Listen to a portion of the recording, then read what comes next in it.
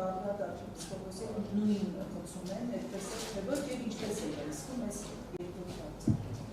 Սրբազանը իրեն հոգեպես ամուր է զգում, այսպես ասեմ, ձեր հարցերին փորձեմ պատասխանել։ Տեսեք, ակնհայտ է, որ երբ որ դատում ենք, այս հարցի մի քիչ հետ ենք կանգնում, երկու քայլ հետ ենք գնում եւ ամբողջ գործընթացն ենք նայում, տեսնենք, որ այս հակաեկեղեցական շարժումը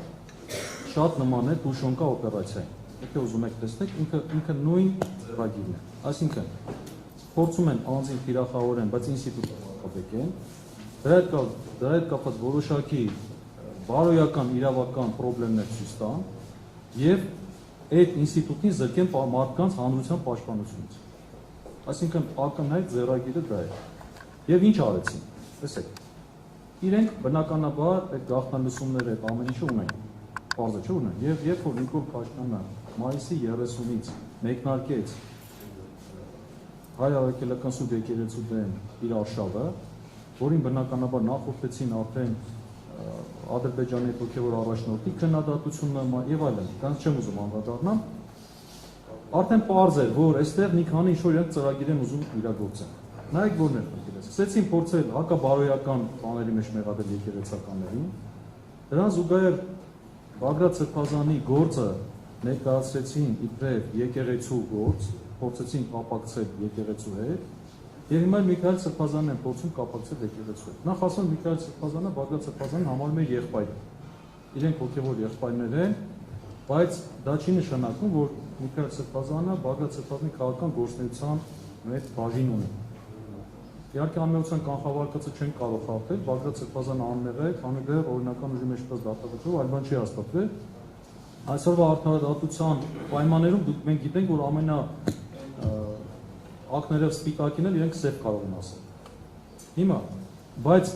ծրագիրը, որը Նիկոլ Փաշինյանը փորձում է անել, ու նույնիսկ երեք իր մի այդպիսի ելույթի ժամանակ էլի փորձում էր էլ գնացին ընտանիքով խորենացուն հասնել, խորենացու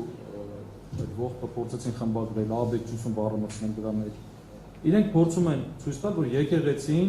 հակաբարոյական, հակաաբեկչական կազմակերպություն է, որպեսզի դրանով լեգիտիմ իրավունք ունենան մտնեն ներս։ Դրա համար է, որ Միքայել Սրբազանը փորձում է կապել Բագրատ Սրբազանի գործեր։ Եվ հիմա տեսեք, դուք ասում եք, որ նրանք մի խցում են նստած, արդյոք սա պատահական է։ Դե հիմա դուք ուզեք հարցնում, ենթադրում եմ, որ հատուկ են արել, որ խոսեն լսեն, պարզի ու դրա այդ ենթադրությունը մենք ունենք, որ այսինքն նայեք, իրենք մի հետաքրքիր բան կա, որ խոսում է իրենց վատ տնային աշխատանքի մասին։ Երեք էլ կարծեմ Նիկոլ Փաշինյանը դրա մասին խոսեց, բայց իսատ պռատ նայեք, ինչու՞մ է խնդիրը։ Իրենք փաստորեն հունիսի 17-ին գործ են հարուցել,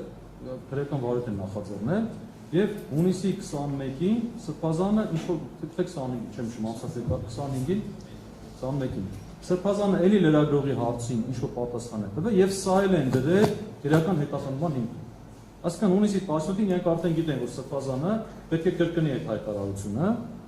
մեկ տարի առաջվա հայտարարությունը պետք է կրկնի եւ իրենք հունիսի 17-ին արդեն վարույթ են նախաձեռնել։ Էս էլ է խոսում, որ իրենք նյութ չունեն,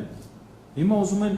գործը հարուցեն, նոր նյութ ստեղծեն։ Պատկերացնում եք, չէ՞, որ իրենք գաղտնալսել են նաեւ Միքայել Սրբազանը։ Ամեն օպերատիվ միջոցառումներ անել են, որևէ նյութ չլսեցին, որ օրինակ կապեն Միքայել Սրբազանին,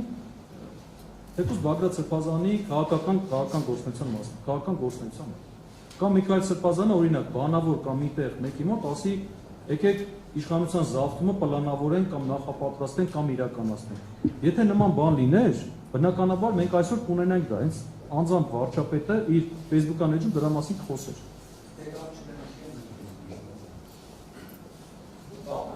Դե որ կապ ունեն, լավ ասացի։ Դուք ասացիք։ Ես ինքս չգիտեմ, ես էլ եմ այդպես լսել։ Ձեր հարցերին պատասխանեցի։ Դե նայեք, էլի խոսում ենք, տեսեք։ Երբ որ ասում են հրապարակային կոչ, կոչը պետք է լինի կոնկրետ գործողություն կատարելու հրավեր։ Սրբազանը ոչ թե հրավեր է, ամեն պատմում է, ասում է, այսպիսի բան եմ ասել, այո, ասել եմ։ Դա հրավեր չի։ Հիմա պատկերացեք, մեկը մի բան է արել, ասում եք արել ես, ասում է այո արել եմ, ու պատմում է որ արել է։ Սա կոչ չի, սա հրավեր չի։ Սա նոր հրավերի մասին չի կարող խոսել։ Առավել ևս, երբ որ հրավերը պետք է կոնկրետ ունենա բովանդակություն, կոնկրետ թիրախ։ Օրինակ, եթե Սրբազանը ասել, չգիտեմ, գեներալ ես ինչ, դու կգնաս այսինչ տեղը, գեներալ Պողոս, դու կգնաս սա կանես, կոնկրետ ցուցումներ տալ, ընդ որ ամբողջ այս գործի նյութերից էլ երևում է, որ խոսքը գնում է գեներալիտետին, ոչ թե քաղաքացիներին ասելու իշխանություն զավթել, այլ գեներալիտետին, ովքեր են այդ գեներալիտետը, զինվորական ծառայություն, ԱԱԾ ծառայություն, ովքեր են իրենք, որոնք իրավապահ մարմիններ են, այդ հրավերը կարծես թե կոչ իրենք չեն կարող այդպես տալ։ Հա, ներողություն, լրացում տեսեք, շատ կարևոր բան է, երբ որ մեղադրանքի մեջ գրված է ձեր ասած հարցեր առաջին